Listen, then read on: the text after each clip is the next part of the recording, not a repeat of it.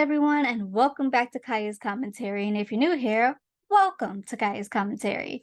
This is a podcast that offers commentary on pop culture topics, real world issues, anything in between, and maybe even some advice every now and then. Before we get down to it, you can follow me on Instagram, Twitter, and TikTok at Kaya R. Pennington, and you can follow Kaya's Commentary on Instagram, Twitter, and TikTok at Kaya's Commentary. Also, be sure to hit the follow/subscribe button and hit the bell so you get notified when new videos drop. Also, before we kick it into it, still working out the new settings. So yes, the lighting still may be off. I'm gonna be real. I might not even finish getting my new setup actually finished before this season wraps up. Remember, it's only 10 episodes. So I'm trying. I really am trying. So it's still kinks to be worked out, but we're getting there. Let's get into our first segment, online discourse. And actually, I'm gonna change it up. Let's say what drives me instead, because it is an online discourse, but it really is what drives me. This notion of hyper individuality and you don't owe anyone anything. I've talked about this several times. I think like my very first what drives me or online discourse of Kai's commentary was talking about like low maintenance friends, but you're just abandoning people with this notion of you don't owe anyone anything. What does being kind get you? Being kind get you nothing. So why should I be kind? It drives me because y'all cannot be really thinking that way. Like you go through life thinking that way. You go through life with that sort of negativity in your life and then wonder why you got such a negativity vibe in your life. Let me go ahead and officially introduce. True to my word, I'm going to be talking about that the video, which might not be relevant anymore on online discourse, but I saw it online and we're going to talk about it. Somebody on TikTok had made a video of like when the cashier at Trader Joe's tried to talk to me, and then somebody on Twitter reposted that and was talking about the comments. You go into those comment sections and you got a whole bunch of people being like, yeah, one of them was like, melons, am I right? Which, yeah, that's a little weird, but it's like something that I didn't know was that Trader Joe cashiers, kind of like Chick-fil-A cashiers, have to they have to have a pleasant attitude or it kind of like docks your pay. I'm a person that believes that no matter what kind of service work that you go into, you should have a pleasant attitude. However, I acknowledge that, people are driving, like the customer isn't always right? Um, but a customer sitting here coming in with a nasty attitude because they had a bad day, projecting it onto the service person, and now the service person projects it onto another person, another customer, because they had a. What does that do for y'all? What does that do for y'all?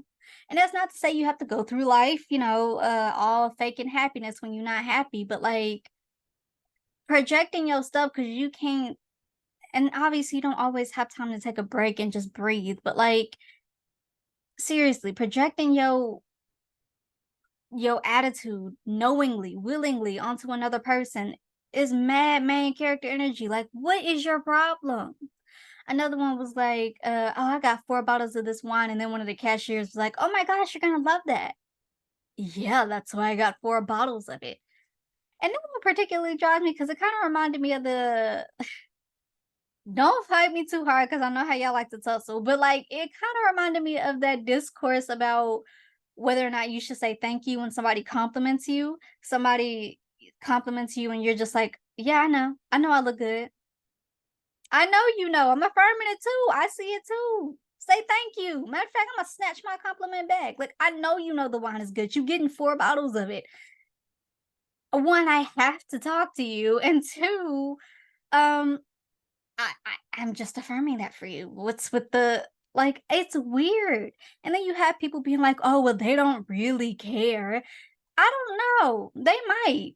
I'm not gonna go through life assuming, "Oh, you don't really care, so why would I?" You know. And honestly, I'm gonna be real with you. It used to drive me when people see me reading and then like start a conversation with me and be like, "Oh, what you reading?" And it really kind of drive me because you were pulling me out of my book to talk to me. Um, but it would drive me because I'd be like, yeah, you don't really care about the book that I'm reading. But then I started to think, maybe you do. Maybe you trying to get into reading too. And You just want recommendations of a good book. I can tell you if this book is good or not, and then you can go check it out for yourself. Like, why are you going through the day having this negative energy, negative attitude of, oh, you don't really care? And what if that's that only person's like communication for the day? Which was another argument that pro speaking in public social skills, people were saying is that like y'all might be the only conversation that they have, like human interaction outside of like coworkers or even coworkers who don't like really want to talk to each other. Um, it's just interesting to get to know people. Y'all want to sit here and be like, oh, I want to travel, I want to do this, I want to do that, but you don't really want to take the time to learn anything about anything or anyone. That's a y'all problem. I don't understand this notion of individuality, and you don't hyper individuality, and you don't owe anyone anything is going to have y'all miserable and crying about why y'all are miserable years later. Like, it's not cute. This is coming from somebody, BT dubs. This was coming from somebody who in high school was antisocial, and that antisocial kind of formed into introverted ways. Y'all are weird. And maybe it's because of my major, my career choice. I'm a theater person, I'm an actor. So it's like you kind of have to be social in times that you don't want to be. But also I just think it's weird. I think it's weird that y'all don't have social skills. Y'all sit here and talk all kinds of mess on social media, but then you get in the public and how dare somebody talk to you in public? Like,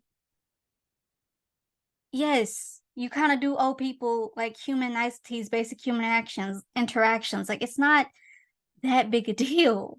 And I guess, yeah, you can make the argument, oh, you don't have to, but like the comments in that video were weird. And whenever y'all pose these kind of discourse, it be weird.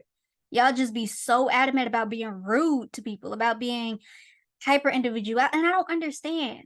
I saw a take a couple weeks ago and it was like, oh, would you stay in this house?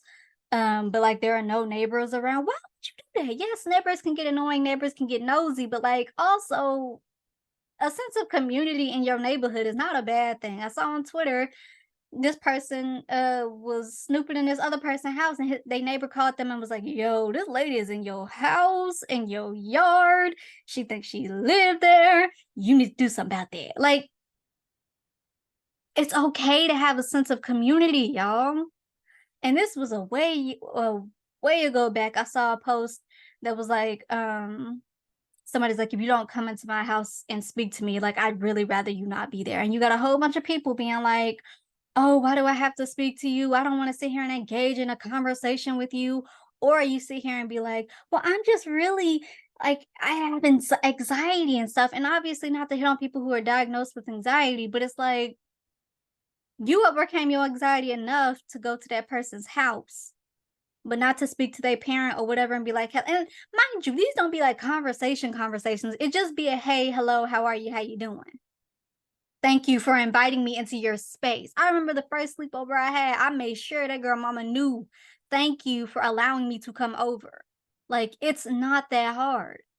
It is not that hard. Y'all are weird. Y'all are hype. Y'all have this notion of hyper individuality, and you don't owe anyone. And this isn't a new notion, BT Dubs. I'm not gonna sit here and act like this is something that's new. It is something that I'm noticing more. But like, y'all willingness to just be rude is mad aggravating. Like, what you mean? What does being kind get you? It's not supposed to get you anything. It might, but I tell you one thing: being rude don't get you nowhere neither. Like, it drives me, y'all. It drives me. This hyper individuality. Like, it's okay to have a sense of individuality, but it's also okay to have a sense of community. If you can go over to somebody's house, you can certainly speak to their parent. And also, I will see people who are they'll do this even in the workforce. Oh, I don't want to sit here and say good morning to you. Why? I mean, I kind of get it. You're not a morning person, but like if somebody speaks to you and say good morning, say it back. It's not that hard. Y'all make stuff so much harder than it needs to be. It is not that hard. You don't have to engage in a full-blown conversation. And this, oh, well, why would I sit here and be like, fine, when I'm not fine? Maybe I'm not fine today. So say that. Oh, you know, life's kicking my butt right now, but whew, that's life. I guarantee you that other person 85% guarantee you they're not going to be like, oh, yeah. They're mostly going to be like, girl, don't I know it? Like, and yeah, that might kickstart a conversation that you don't want. But at the same time, it's like, more than likely, they're going to understand. So this notion of you don't really care, so why do I have to talk to you? Or just let me buy my... You're in public. People are going to talk to you in public. Your lack of social skills is not that other person's fault. Being rude, hyper individuality, you don't owe anyone anything, is going to have y'all miserable. It's going to have y'all miserable and sitting here years later crying about why nobody likes me. Maybe because you were rude and you just thought you were so different. You thought, oh, hyper individuality. Oh, I'm just my own person. I don't have to click with everybody. And now you sitting here not clicking with nobody because you lonely. Like, it's okay to engage in basic human conversation. It's okay to sit here and have social skills in public. It's okay. Y'all are weird, and it will forever drive me. I'm sure at some point in time, either within this season or maybe even next season, I'm gonna talk about it again because this drives me and I will never understand it. I will never understand just so willingly wanting to be rude to another human being, especially when life is hard and you just so in yourself that you can't offer a basic human, oh, you look nice, or oh, how you doing, or you know, stuff like that. Like, what is your problem? Genuinely, really think on that. Y'all weird.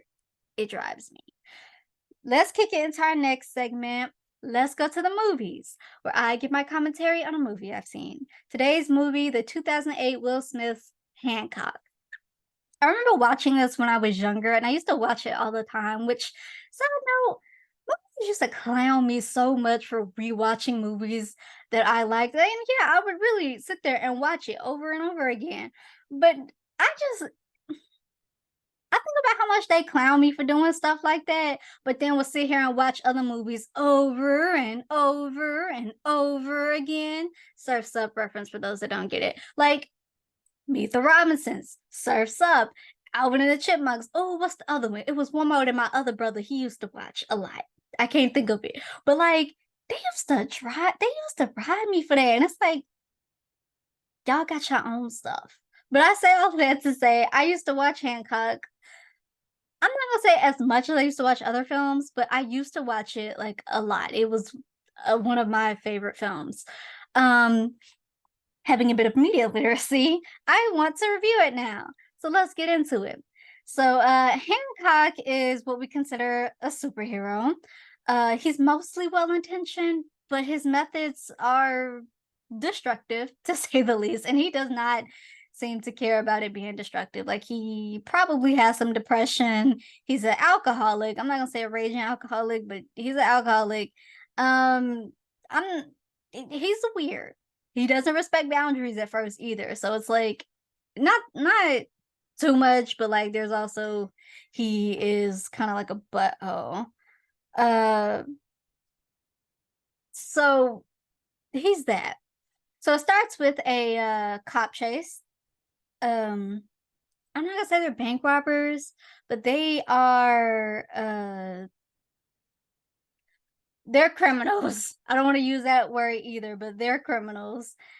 And they're being chased by the police. And so this kid, Hancock, is sleeping on a bench, and this kid has to wake him up and be like, hey, yo, bad guys. Hancock is a butthole, which ironically, he does not like to be called that. He hates being called an asshole, but then he acts like one. And so he's like, what would you want? A cookie? Get up out of my face. So the little boy called him an asshole, and then they keep it pushing. So Hancock goes to stop the bad guys. He takes their car for a ride. So he hops up and he flies all through the air. He almost hits an aircraft. He does hit a bird. He hits the sign on the freeway, destroying all of that. Cop cars being destroyed in the chase. He rip off the hood of the criminal's vehicle, and he hops in there. He's like, yo, I don't really care what you did, but like, you probably should pull over. They start shooting at him. He's bulletproof. However, his whiskey and his glasses are not. So those both get hit with the bullets. Hancock is like, I know you did not just mess with my alcohol. I know you did not just break my sunglasses. So he take that car up. Now the criminals, they're Vietnamese, or rather they're speaking that. And so when he take them up in the air, they start screaming in English, "Yo, drop me, drop me." Oh, now you speak English. Now you speak English. So when he finally do drop him, he drops them on a skyscraper. It's not, because they're in California, so it's not Empire State, but it's like one of those pointy ones. Uh, I don't know if they survived that. I don't think that they would have, but let's, for the sake of argument, say that they did. So, cops in the city are like, he's so destructive. This is not a vigilante. This dude is just like, he sucks. All is destructive. This is like $9 billion worth of destruction. You gotta pay for this. Somebody gotta pay for this. So Hancock is chilling at a bar watching the news when a woman approaches him. He tried to brush her off, but she is one of those, oh my God, I've just always wanted to know what it's like to be with a superhero. BT Dubs, they cut this, and the original concept was much darker than the movie now, but they cut this because test audiences didn't find this scene funny. It's funny, but you probably shouldn't laugh at it. I laughed at it. He takes her home and he tried to get her the rules. He like, yo, when I get to that mountaintop, you need to be up out of here. She ain't trying to listen to that. And he's like, yeah, I warned you. So when he gets to the mountaintop, the way she fly across the room, like I said, it's you probably shouldn't laugh at it, but it is funny. The way she fly across the room, he's like, my bad, you good? I told you. So he tries to like, there's awkwardness afterward, and he tried to like talk it out. She's like, "Yo, you got a bathroom?" He's like, "Yeah, it's over there. Hey, if you want, I could like fly you up sometimes. It's be all cool. Probably get you a helmet. You don't want your face to fly off, but like it's really pretty." But she dipped. She dipped about the window, and she left. So that's Hancock. We meet Ray, who is a PR genius.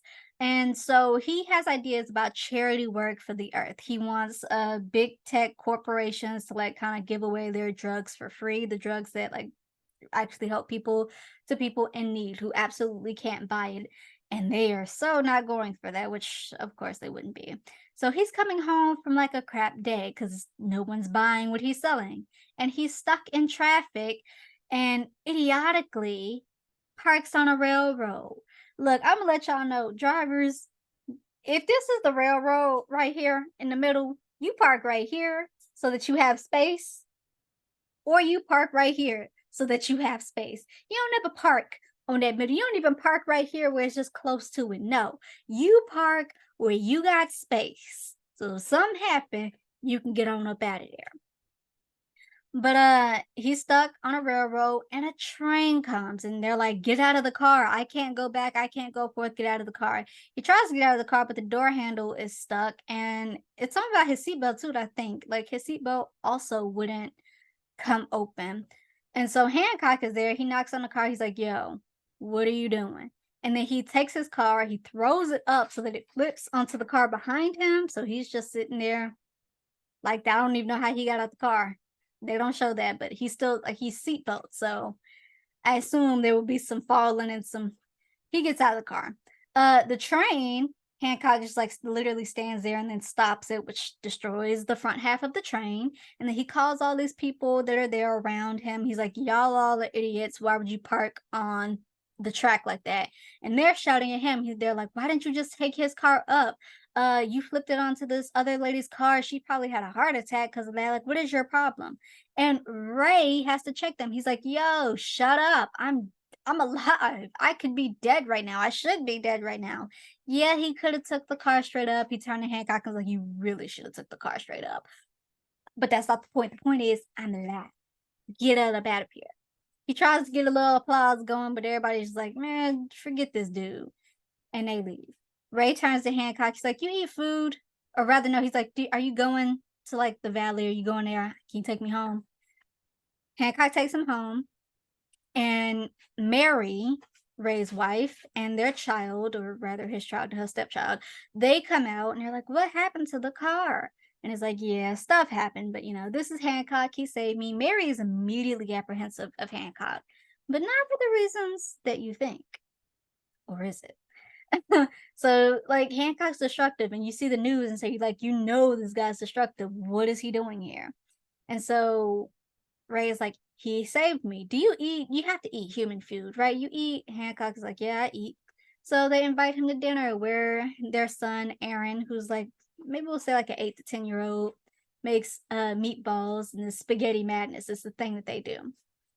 So um Ray tells Hancock about the little boy that's been bullying Aaron and how they're trying to solve this using like, good conflict solving issues. And Hancock was like, nah, kick that dude in the balls. Make sure he don't never use it. And Mary's like, yo.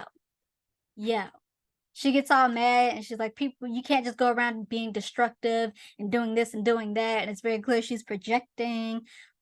But still, is it the projection that you think or isn't it? We'll get to that. So Hancock goes to leave, and Ray's like, "Hey, yo, I kind of want to be your PR person. Like, you know what a PR person does? Like, I see that you have there's something about you. I think that we could change the public eye of you. You saved me. You go around saving people in general. You just need to have some swag with it. When you ready to talk, hit me up." So Hancock thinks about it, but he's also like, nah, forget it. And he kind of like flies off. Now, Ray and Mary semi have an argument about Hancock. She doesn't want Ray anywhere near him. And Hancock, this is later that night, so he's sitting above the house and he's listening. You can see that Hancock kind of doesn't like the attention that he gets. Like, he doesn't like people calling him an asshole, but he acts that way. So he thinks on it. And then he actually decides to go for it. So when he goes to talk to Ray the next day, he also finds Michelle, which is Michael in French, the little 8-year-old boy that's been bullying Aaron. And he's like, yo, you probably should leave Aaron alone. He's a good kid. And he's like, nah, he's an asshole, like you an asshole. Hancock is like, yo, that's not my name. And that's really kind of like a mean thing to call somebody, could hurt somebody's feelings. And Mike keeps saying it. And so Hancock is like, call me that one more time. He says it, and Hancock just throws the little boy in the air. It is not funny, but it's funny. Like, it's very funny. And so Ray come outside. He's like, Hancock, hey, you're going to take me up on my offer? Awesome. And Hancock is trying to get him back in the house, but he just won't go. And so the little boy comes back down to earth, and Hancock sent him on home, and Ray's like, see, that's not cool. That's not cool.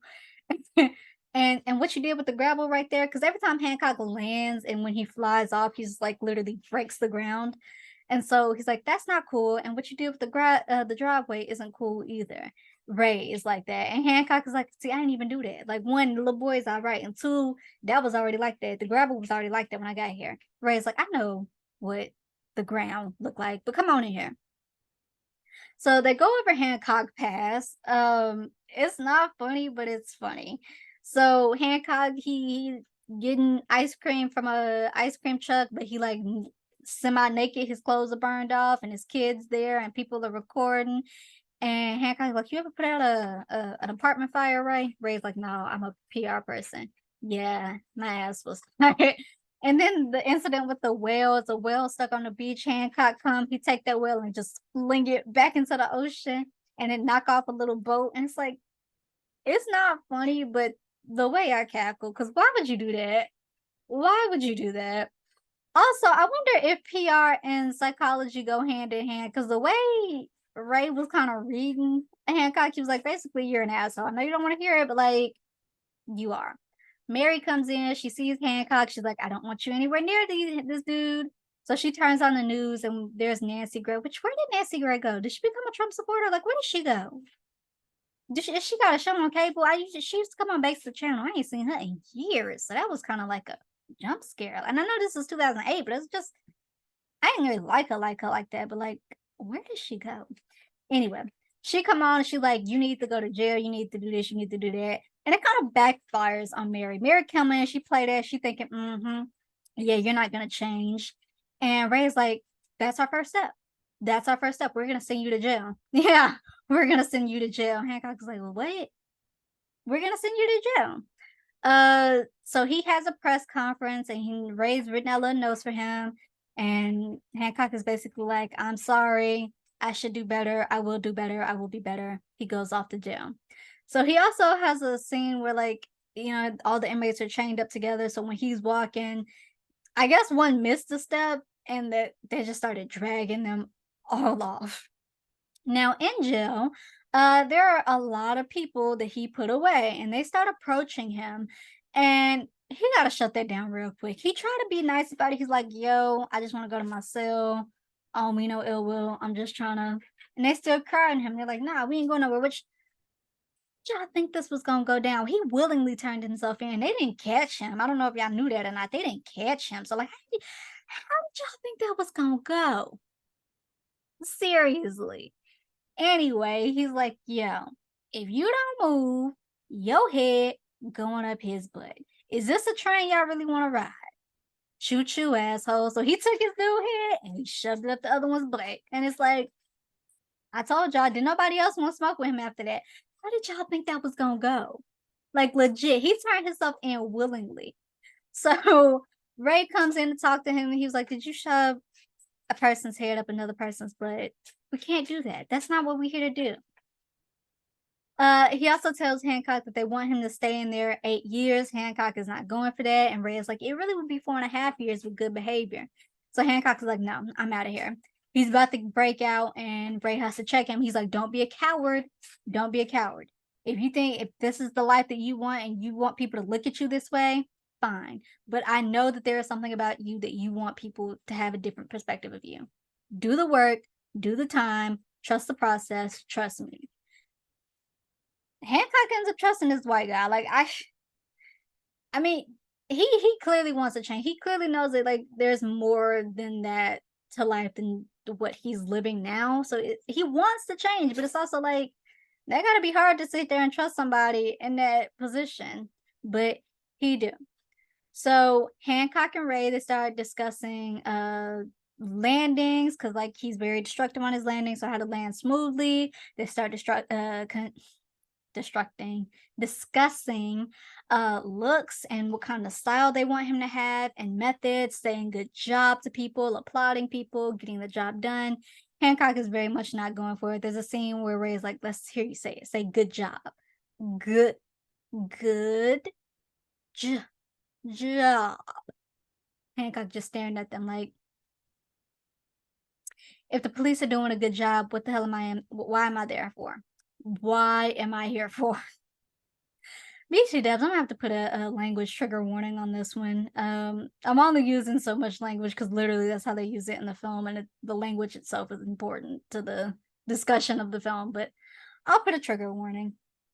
Um, but that's a valid point. But they work on it. Mary and Aaron go to see Hancock, and like I said, she has conflicting feelings about Hancock. But Aaron likes Hancock, and Ray is attached to Hancock, and she might be too. She tells him that Ray's a good guy, don't let him down. And they also bring him like some spaghetti madness. And Hancock gets a glimpse of what it would be like to be like. So he continues to do the work. He gets a new suit. It's leather, it's a little tight, and he's like, no. But they're gonna get there. They're gonna get there. Uh Hancock also has a moment where he has the opportunity to run. So he's throwing basketballs, he's throwing it from really far. He has all the superpowers, so of course it's gonna come in with some force. So one time the basketball hits the goal and bounces off way over the fence. Hancock goes to get it, and everybody is like, security breach, security breach. And he has a moment. Here's the thing. I could go. But he's also like, I want people to look at me different. So he goes back over the prison wall and he stays there. He's also put into this rehabilitation group where, it's I'm not gonna say it's anonymous, but it's like, hey, I'm so and so. Hi, so and so. You just talk it out. And so they try to get Hancock to talk, but every day he passes. He's not gonna do it. But him being there in itself is a step up. Um Eventually they do get him to I don't want to say pressure, but they're like, hey, come on, we've been here for a while now, come on, say something, say something. And so Hancock is like, I'm Hancock, I drink a lot. And so they're like, thank you. Thank you for sharing that. And so it's a step. So the big day finally comes, a bank robbery, and the chief police, they need Hancock. So he shaves, he puts on the suit, he arrives on scene, and the suit itself has an eagle on the back, which I'm gonna come back to. His hat also has an eagle. The hat that he would wear at the beginning also has an eagle on it. And I think his jacket from the beginning also had an eagle on it. So eagle is it's in a very, my words, it's very important. It's in a very important symbol. It is a very important symbol. My God. Okay. So he arrives on scene. People are looking at him. He's like, what? The suit's a little tight, but you know what? Don't worry about that. What you got? So chief of police needs Hancock to go in to get one of their own out who's stuck behind. She's stuck in the crossfire of bullets and she's stuck behind a car and I think she's been injured, so she can't get out herself. So he's like, I need you to get one of my own and then I need you to go stop this. He's trying using Ray's methods. He's like, good job. When he comes on scene, he's like, good job. He gets the cop out very consensually. Do I have permission to touch your body? Which very good. Very good. And then he goes on this weird, awkward one. He's like, not that you're not attractive, but this isn't sexual. And she's like, bro, get me out of here. Understood. Understood. So he gets him out, and the chief of police goes to him, and he's like, good job again. And then he's like, yo, you said that. I need you to stop this. So he goes in, he starts taking out the bank robber associates until it's the mastermind left himself. And so he's like, I had a plan. I had a plan. But since you came in here and sucked out all my associates, you're the plan now. You're going to break into their vault, you're going to give me my money, and then you're going to get me out of here, asshole. And so Hancock is like, I don't like that word. You're not going to call me that. So he takes, I don't even know what it is, but he takes this metal round thing, he flattens it, he sharpens it, and he's like, call me that one more time. He do, before he can even finish the last syllable, there's a sling through the air and a scream. Hancock comes out along with the hostages they have C4 on them. And so Hancock hands over a pressure triggered trigger with the hand still on it. So he cut off the guy's hand and he's like, keep your thumb on that. And he's like, Hancock. And he goes to say, good job again. And the chief of police is like, no, you good job. And then people start applauding him. The people around watching start applauding him. And just like that, public eye changes. So Ray, Mary, Hancock, they hit the town as Ray continues to work his little PR magic on him. We learn that Hancock is years older than he looks. About a couple 100,000 years older than he looks. We'll later find out. But he doesn't age.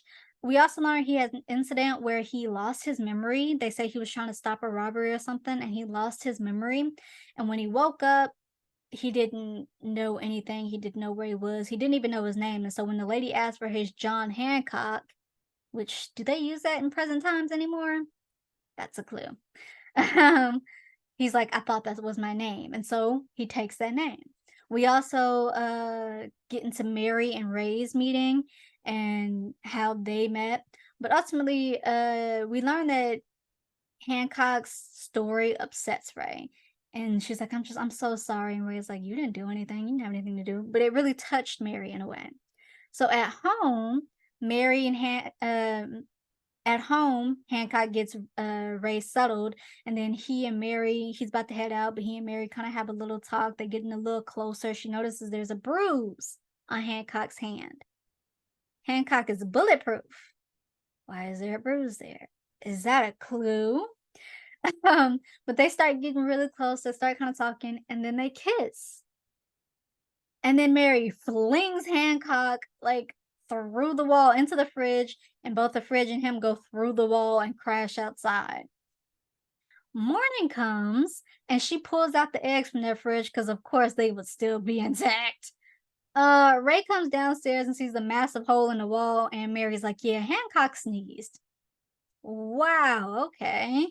Hancock comes in to talk to Mary, and he sees Ray, and Mary's like, you done sneezing? Trying to, and Hancock's like, yeah, I sneeze when I get real surprised sometimes. Ray has a phone call, and Mary is like, you need to go away. And Hancock's like, no, we need to talk. So he takes a fork, he sticks it in her skin, it bends the fork. He takes a rolling pin, he hits her upside the head with it, and it breaks. He takes two skillets, he about to bang, bang, bang, her upside the head, and Mary's like, "Okay, fine, we'll talk." And Hancock is like, "My place, 4 o'clock, whatever." So they end up going there. Also, the robber who Hancock cut off his hand, and the 2 inmates, the one he stuck up the other one's butt, the head up the butt and all of that, they scheme to break out and get revenge on Hancock. So Mary and Hancock talk. They're actually like gods, angels, superheroes, whatever you want to call them. But she's stronger, and it's just those two left. She also tells Hancock that they're siblings, which I found so weird considering that they kissed when I was younger, and she said that that never sat right with me because I was like, and even Hancock is like, nah, siblings don't kiss the way you kiss me. Deal's off. I'm gonna tell Ray. Let's see how Ray feels about it. And she's like, get back here. So they chase, which leads to a very destructive battle in the city, and we learn that they've had these interactions throughout years through Persian, Greece, Brooklyn, and Ray's Hancock's like, I've never been to Brooklyn. What are you talking about? So they have about 3,000 years that they've been interacting with one another, but Hancock doesn't remember any of it. And so, like I said, this leads to a fight within the city. Mary hates being called crazy. And so Hancock is like, I'm sorry that you had this little crazy incident that you going on, but I don't know what you're talking about. And Mary's like, call me crazy one more time. Cuckoo. So she takes a truck and she slams it on him. And they're fighting in the city. And it all ends basically with uh, Hancock telling Mary that he's sorry and that whatever he did to her, she's sorry. By this time, it's too late, and Ray sees them. He saw Mary flying.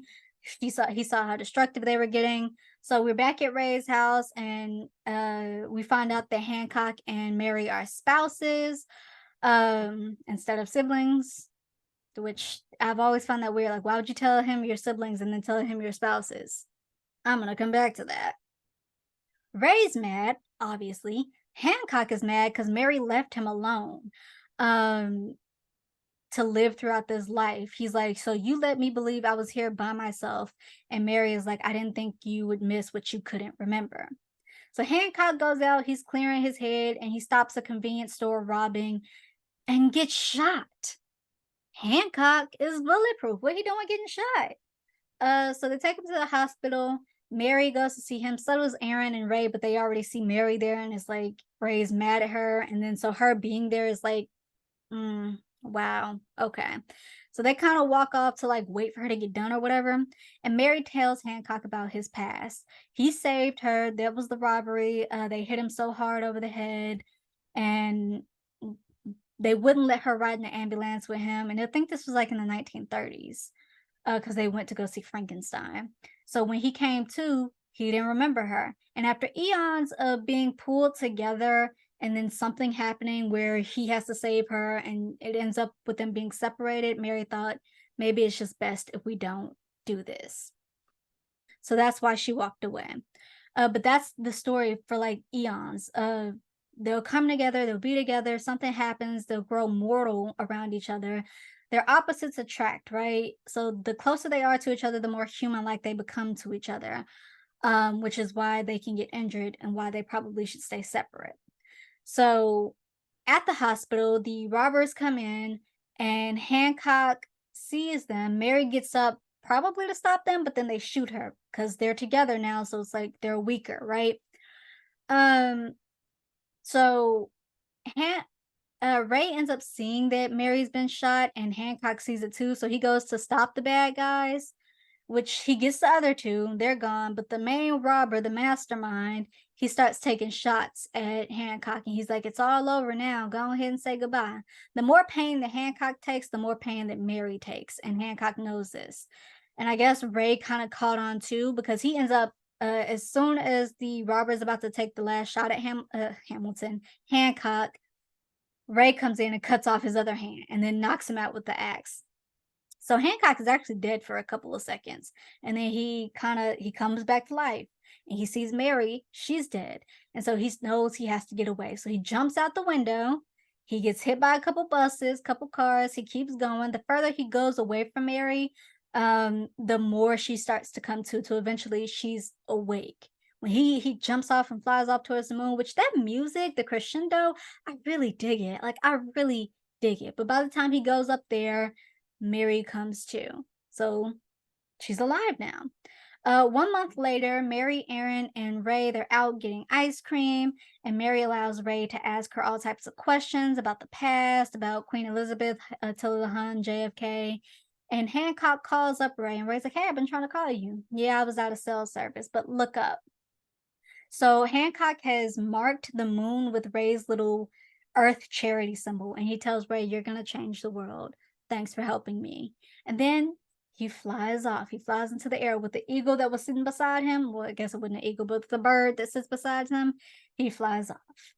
And that's really the end. We get a small epilogue where Hancock handles a would-be robber who takes him hostage, and he's like, "Yo, you gonna go ahead tell the cops to take them guns off me. You gonna get me out of here with that? Now let's make it happen with that tight ass Wolverine suit on, asshole."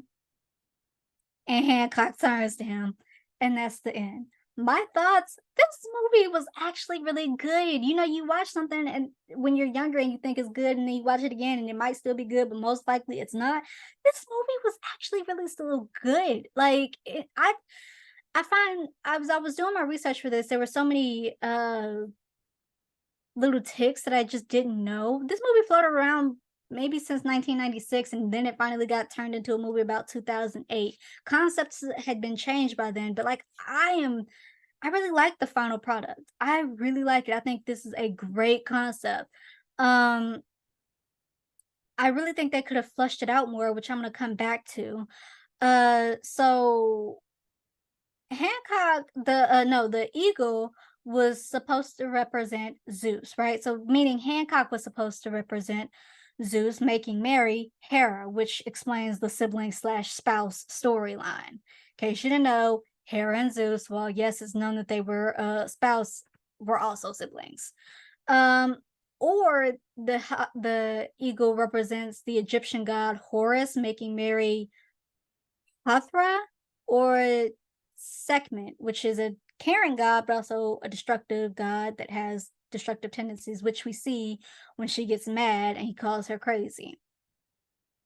Um, and even in the OG concept where Ray's the superhero and Hancock is the villain, I'm glad that they changed it. I really like this concept more, but it's still a cool concept. This whole idea, the whole creation to me, I found so intriguing. My only issue is that they really could have gone much deeper into Mary and Hancock's backstory.